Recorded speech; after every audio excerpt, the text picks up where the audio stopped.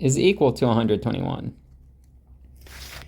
And so since we know that f of x is equal to b to the x, well, this just means that b to the negative 2 is equal to 121.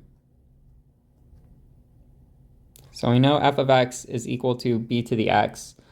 So f of negative 2 is equal to b to the negative 2. And again, all we're trying to do here is figure out what b should be. All right. So we have b to the negative 2 equals 121.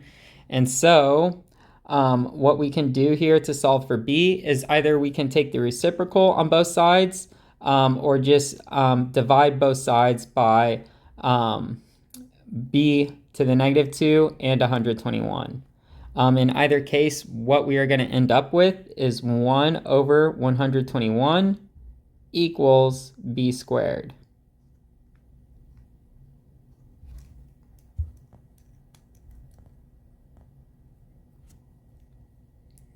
Okay, and then now we can go ahead and take the square root on both sides. So doing that, we would have square root of 1 over 121 equals square root of b squared. And technically, when we take the square root of something that's been squared, we have its absolute value when we simplify. So we have absolute value of b equals square root of 1 over 121. By the way, 121 is equal to 11 squared. So square root of 1 over 21 is equal to 1 over 11. And since we know that b is greater than 0, well, for the absolute value here, we know that we're only interested in the positive case. So we would say b is equal to 1 over 11.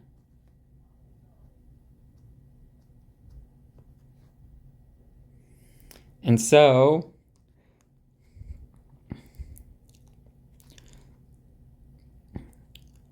our function f is going to look like f of x equals 1 over 11 to the x.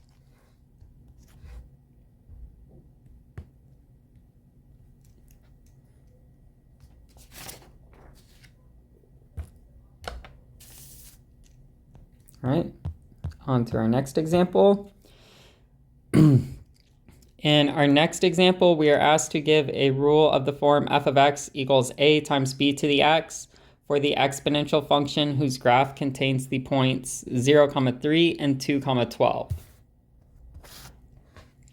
Okay, so since the graph contains the points 0, 3, well, this means that f of 0 is equal to 3. And since f of x equals a times b to the x, we know that f of 0 equals a times b to the 0. So we have a times b to the 0 is equal to 3.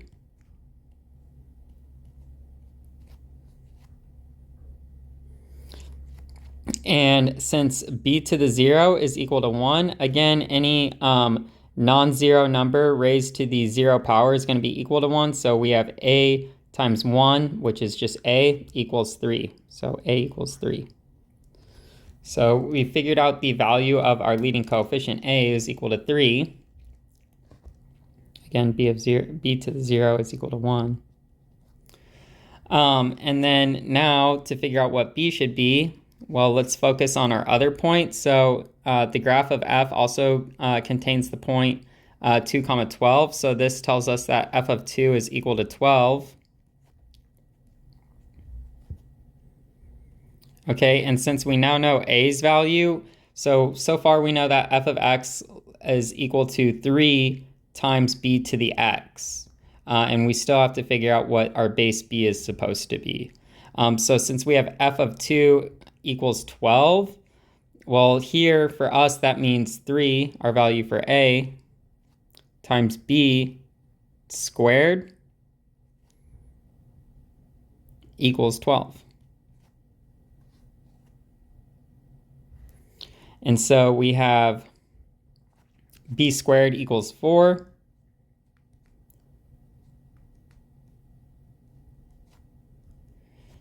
And taking the square root on both sides of the equation here gives us b is equal to a positive 2 or a negative 2. Again, whenever we take the square root of a square, we technically have the absolute value, but here, since we assume b is greater than 0, we are going to go with the positive solution. So we're going to say b is equal to 2.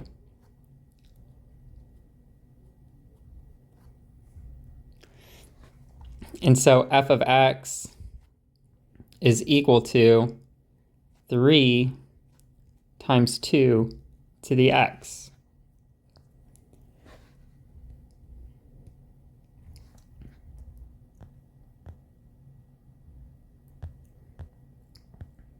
Okay, and our next set of examples, or rather our next example, we are asked to match the following 5 exponential equations to their graphs, which are graphed in the same coordinate plane below. So our 5 functions are f of x equals 5 times 2 to the x, f of x equals 2 times 0.5 to the x, f of x equals 5 times 5 to the x, f of x equals 2 times 2 to the x, and f of x equals 2 times 0.25 to the x. Okay, so again, as we were just reminded in the previous example, the way we can find the y-intercept for our exponential functions here is going to be, well, just the value of that leading coefficient. It is kind of like the initial value, again, because when we plug in 0 for x, well, whatever our base is, once it's raised to the 0 power, we're going to have 1. So when we evaluate our exponential functions at x equals 0, we just get a times b to the 0, or in other words, a. So whatever the number out in front of our exponential part of our exponential function is going to be the value of the y-coordinate for our y-intercept. So if we look at our functions here, so we should have y-intercepts at 0, 5 and at 0, 2, and those are the only 2 y-intercepts we can possibly have. So let's go and mark these y-intercepts. So this is the point 0, 5.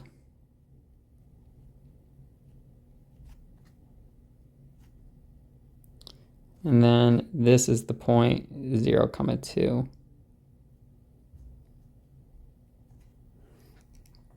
Okay, so it appears that the graphs in blue, let's focus on those guys, are going to correspond to the functions a and c. So a and c are going to be the 2 functions in blue. So to figure out which one corresponds to the dashed graph and the solid graph in blue here, let's go ahead and look at some other points. So for function option C, f of x equals 5 times 5 to the x, well, what we can notice there is that when x is -1, we'll have f of -1 equals 5 times 5 to the -1. And 5 to the -1 is the same as 1/5. So f of -1 for function option C is going to equal 1. So if we look at our graphs in blue, let's see which one passes through the point -1, 1. And it's going to be this point right here.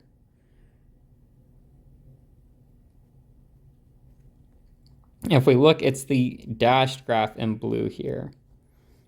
So this would be C.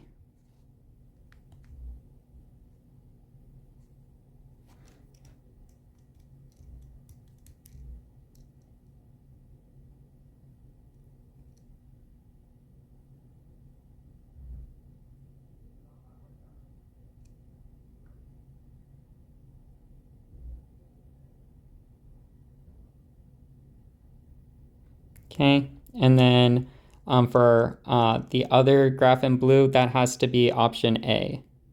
Another thing we could have done here is we could have said, okay, well, looking at options A and C, C has a larger base, so we should expect its graph to increase or rise more sharply to the right than the graph of f of x equals 5 times 2 to the x. And of course, it is the graph that is in dashed blue that does rise more sharply to the right out of the two graphs in blue. So we could have used that analysis to go ahead and say, okay, option C is going to correspond to the graph in dashed blue, and option A is going to correspond to the graph in solid blue here. So that's another way we could have gone about it besides looking at this point -1, 1. All right, and then so if we look at the point 0, 2, again, that's going to correspond to the y-intercept for the functions in options B, D, and E. Again, each of the initial values for those guys is 2. That's just the coefficient out in front for each of those. So again, if we wanted to kind of go by just looking at the points, well, for f of x equals 2 times 0.5 to the x. So here, when x is equal to 1, we are going to have f of 1 equals 2 times 0.5, which is the same as 1/2. So we'll have 2 times 1/2, which is 1. So for the function in option B, f of 1 is equal to 1. So we would want to see which graph goes through the point 1, 1, which is right here. And that's going to be the graph in dashed red. So we would say this is function option B. And yeah, let's go ahead and cross some of these guys out. Okay, and then for function option E, well, we know it is going to be the only other function that has exponential decay, so a base less than 1. And of course, when we look at the graphs that have exponential decay, so when it comes to a graph of an exponential function that models exponential decay, it's going to fall as we view the graph from left to right. So that's, again, the graphs in dashed red and solid black here. And we already know the graph in dashed red is function option B, so function option E must belong to the graph in solid black here.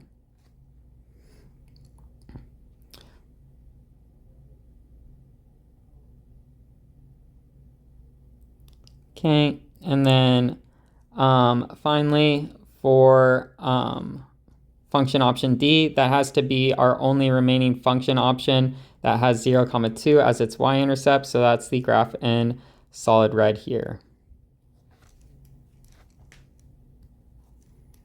And again, we could have ignored the points altogether and said, okay, out of function options B, D, and E, only one of these models exponential growth, so we should just look for which of these three graphs that intersects the y-axis at 0, 2 models exponential growth, so which one rises from left to right when we view it, and the only one that has that feature is going to be the graph in solid red. So we would say that goes to D, and then to figure out which of the two remaining graphs, the dashed red and solid black graphs, correspond to function options B and E, what we could do is look at their exponential growth, or sorry, exponential decay base. So for function option B, it has a larger base than function option E, so we should expect its graph to not rise as sharply or not fall as sharply when we view it from left to right. And so again, that is going to be the graph in dashed red. We could have also said, since function option E has the smaller base, we should expect its graph to fall more sharply than the graph for function option B. And again, that's going to be the graph in solid black here. So these are our 5 functions matched up with their graphs.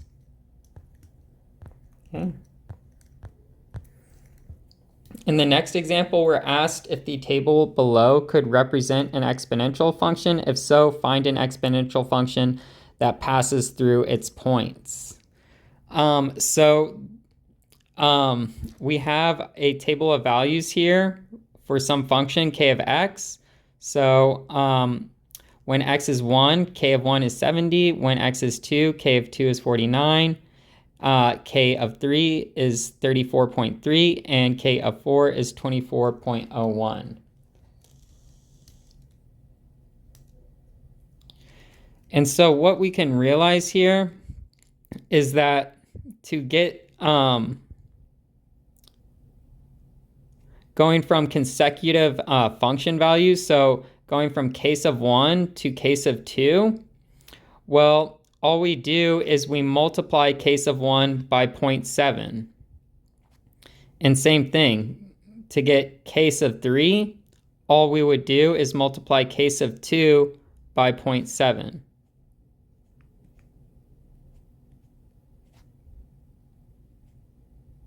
And similarly, for case of 4, all we would do is multiply case of 3 by 0.7. So whenever we have a table of values like this, where we get consecutive values by just multiplying the preceding value by some constant factor, then that table of values is going to correspond to an exponential function. And here 0.7 is giving us the base. But let's actually see what that, like how we would actually find that algebraically. So we are going to assume that k is a exponential function. So k of x is going to equal a times b to the x. That's what we're assuming. And then from what we're told from our table of values here, so we're told k of 1 equals 70. Well, this means that a times b to the 1 equals 70. And we're also told, okay, k of 2 is equal to 49. So this means a times b squared equals 49. Okay, and then what we can do from here to solve for b first is we can say, okay, a times b squared over a times b to the 1, which is just a times b, is equal to 49 over 70. And 49 over 70 is equal to 7 over 10, or in other words, 0.7.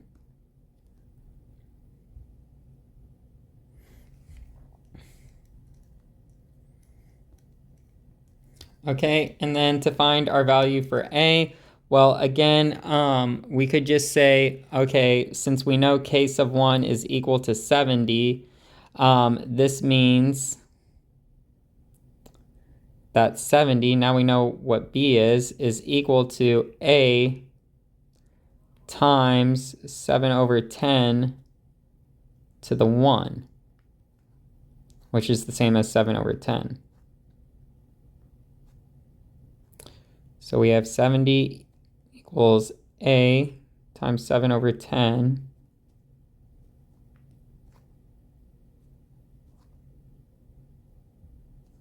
and then we'd multiply both sides by 10 over 7, and we would get a is equal to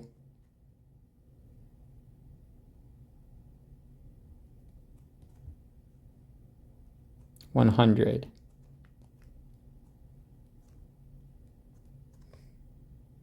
Okay, and so k of x is equal to 100 times 7 over 10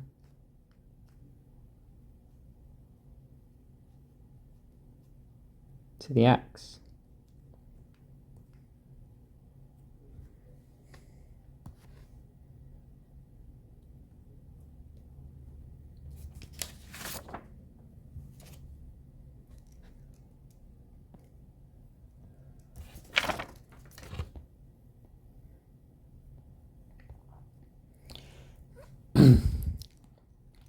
So some of the problems that come up in this section also involve compound interest and continuous compound interest. Some of the homework problems also ask you about APY, so we'll quickly talk about that too here. So for compound interest, let A of t equal the account value in t years, t equal the time invested in years, p equal the initial or principal amount in the account, r equal the annual percentage rate, n equal the number of compounding periods per year. Then to find the compound interest, we have the following formula. So A of t is going to be equal to p times 1 plus r over n to the nt. So that's our formula for compound interest. Again, in order to use this formula, we are going to need to know our ingredients. T for time, the length of time invested, P the initial amount, R the annual percentage rate, and N the number of compounding periods per year. And by the way, the APY is just going to be 1 plus R over N to the N minus 1, where R is still just the annual percentage rate, and N is just the number of compounding periods per year. Okay, so that's for compound interest. For continuously compounding interest, we have A sub t, again, still the account value in t years is equal to P times E to the RT, where P is still the initial amount and R is still the annual percentage rate, and T is still the length of time that we are investing this principal amount. So that is the formula for continuous compound interest. And by the way, the limit as n goes to infinity of 1 plus 1 over n to the n is equal to e. So if we consider larger and larger, like a larger and larger number of compounding periods per year, then what we are going to find when it comes to like our compound interest is that, well, the compound interest factor, if you will, is going to be tending to e to the RT. That is 1 plus r over n to the nt. The limit as n goes to infinity is equal to e to the RT. Which, by the way, for any finite number n, e to the RT is always going to be greater than 1 plus r over n to the nt. And in general, that's going to be true. Like if you look at compound interest and you look at having the same principal amount and the same interest rate and the same length of time invested, but just different compounding periods per year, then what you'll find is that the larger the number of compounding periods per year, the larger the future value in the account will be. Like the amount in the account after t years will be larger if you have more compounding periods per year. So it's like that limit's increasing up to e. Okay, so let's get into the examples. So in our first example, we are told that we deposit $4,000 at an interest rate of 7% per year. So let's go ahead and, before we even finish reading the problem, why don't we just start listing off what our ingredients are going to be. So we already know P is going to be equal to 4,000. And R as a decimal is going to equal 7 over 100 or 0.07. Okay, and then we want to know what will the value in the account be in 5 years. So T is equal to 5. And then we kind of have two different parts for this problem. So one where we're looking at compounding it semi-annually, and one where the interest is compounded continuously. So what will the value in the account be in 5 years if interest is compounded semi-annually? Well, here semi-annual means that the number of compounding periods per year is going to be 2, so n equals 2. And so a of t is going to be equal to 4,000 times 1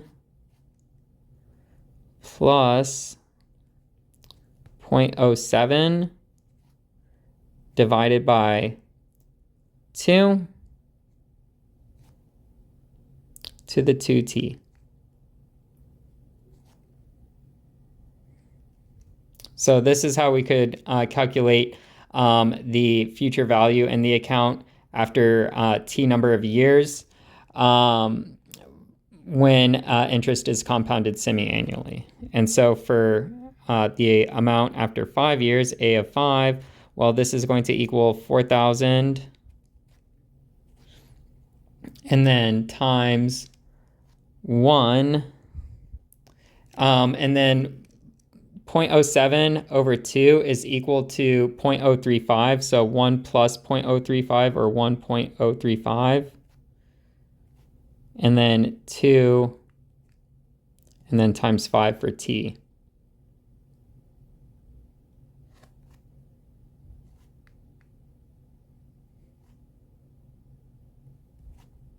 Which is equal to 4,000 times 1.035 to the 10, just simplifying the exponent there, which is approximately, so rounding to the nearest dollar, going to be $5,642.40.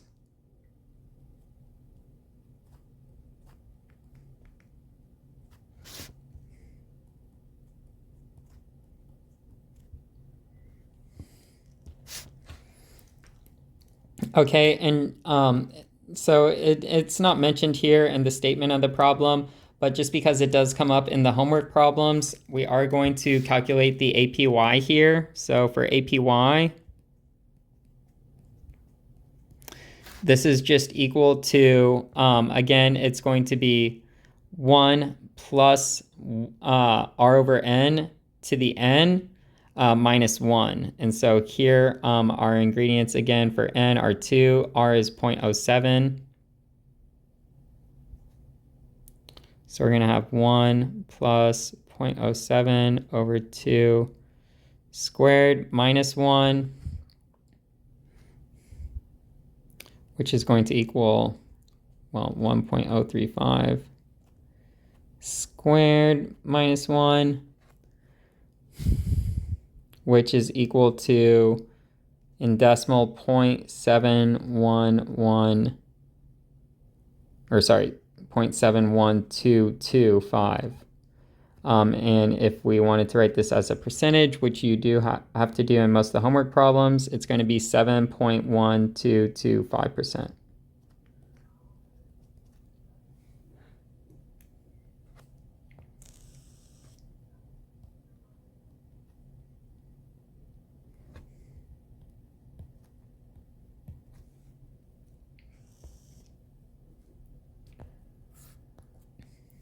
Okay, and if interest is compounded continuously, well, here our formula for continuously compounded interest is going to be a sub t equals, and still p is 4,000, and then times e, and then r is going to be 0.07 t.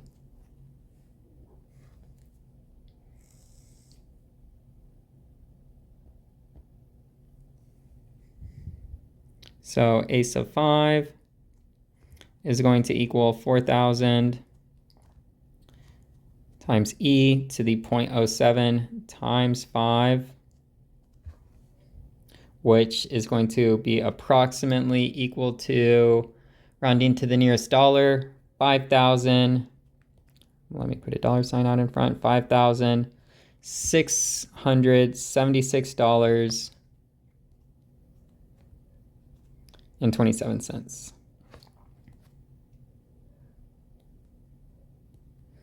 And so, yeah, by compounding continuously, our investment grew over $30 more, nearly $35 more than it grew with semi-annual compounded interest. Because like I said, when it comes to compound interest, continuously compounded interest is just kind of like the limit, like as the number of compounding periods is allowed to go to infinity. And so that limit does increase up to e. So we have a larger value.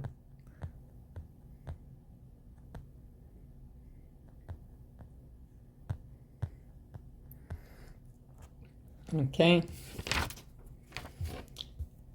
In our next example, we are asked to find how much money needs to be deposited now into an account to obtain $6,300 future value in 12 years if the interest rate is 6% per year compounded monthly. All right, so here we are essentially told that A of 12 is equal to 6,300.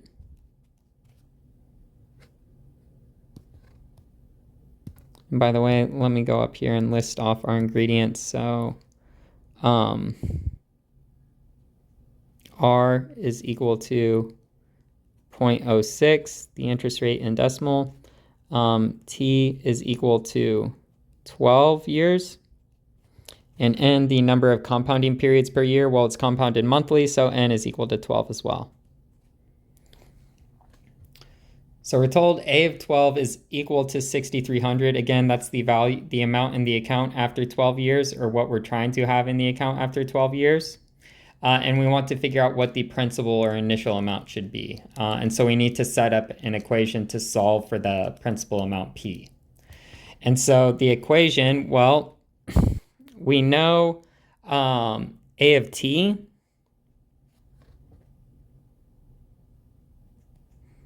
is going to be equal to P, our principal amount. We still have to figure that out. And then times 1 plus 0.06 for R over 12, the number of compounding periods.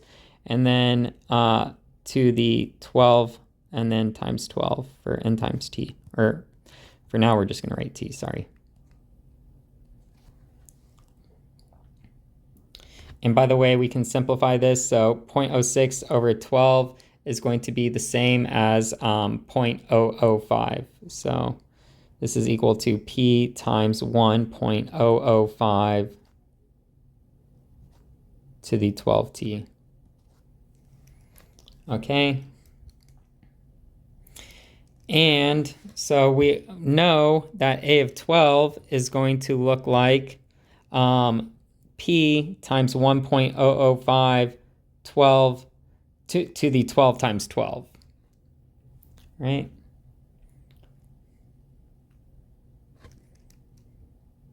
So let's go ahead and write that. A of 12 is equal to P to the 1.005 to the 12 times 12, and 12 times 12, by the way, is 144. So we could rewrite this as P times 1.005 to the 144. Okay, so we have A of 12 is equal to P times 1.005 to the 144, and A of 12 equals 6,300. So let's connect these two pieces of information in an equation. So we have 6,300 equals P times 1.005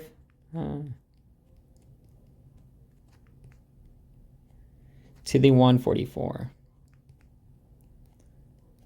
And just to avoid having any sort of like rounding errors in our final answer, to solve for P here, right, we are going to divide both sides by 1.005 to the 144.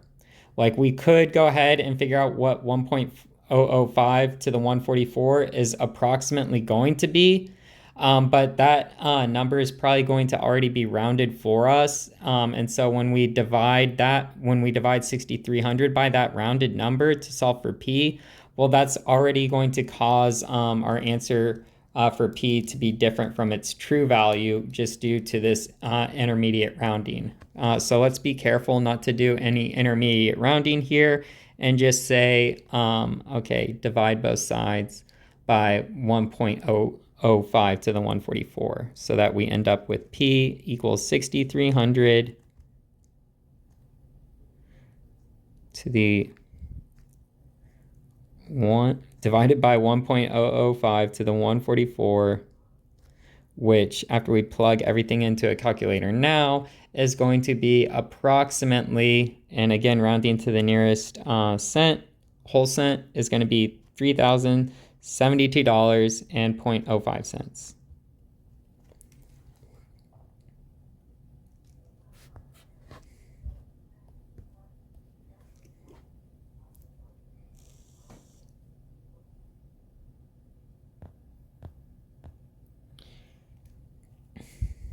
All right, before we get into our last example, just going to talk about continuous growth and decay a bit. So we've already talked about exponential growth and exponential decay. And here, when we're talking about continuous growth and decay, well, it's still the same thing, but we are thinking that specifically our base is going to be E.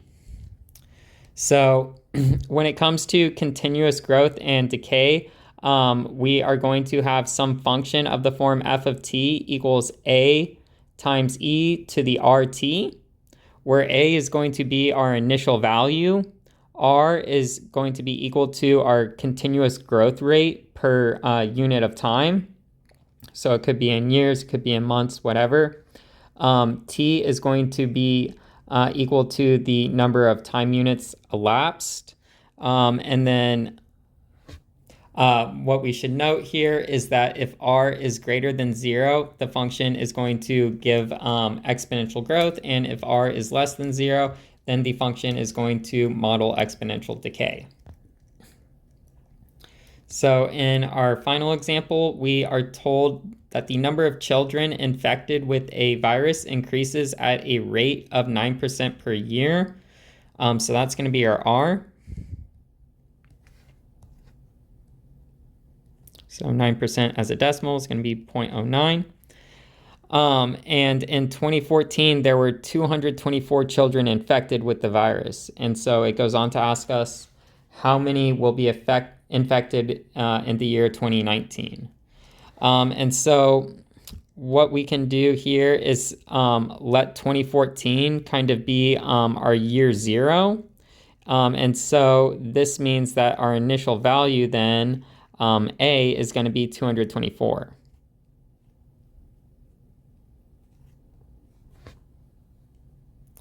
And then for T, the amount of time elapsed. And again, it does say per year. So we're talking about years for our units of time. So the number of time units that have elapsed between our initial year, 2014, and the year we're interested in, 2019, is just going to be 2019 minus 2014. So T equals 2019 minus 2014, which is going to give us 5. So T equals 5. So now we have kind of all the ingredients that we need to go ahead and set up our exponential growth or decay equation, or function rather. So f of t is going to be equal to 224 for A, and then times e to the 0.09 t. And here we're interested in, so since we want to know the number of children that will be infected in the year 2019, we want to evaluate f at t equals 5. So f of 5 is going to be equal to 224 times e to the 0.09 times 5,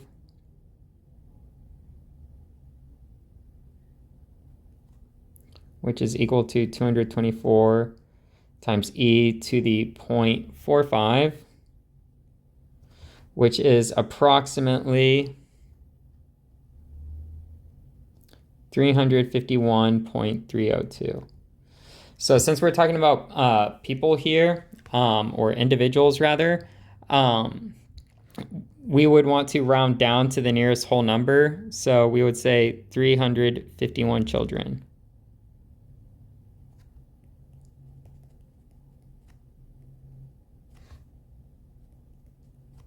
will be infected.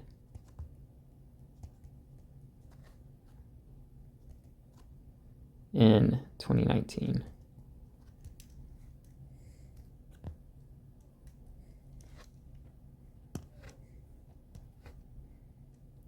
And that's it for the unit 4 or the section 4.1 notes.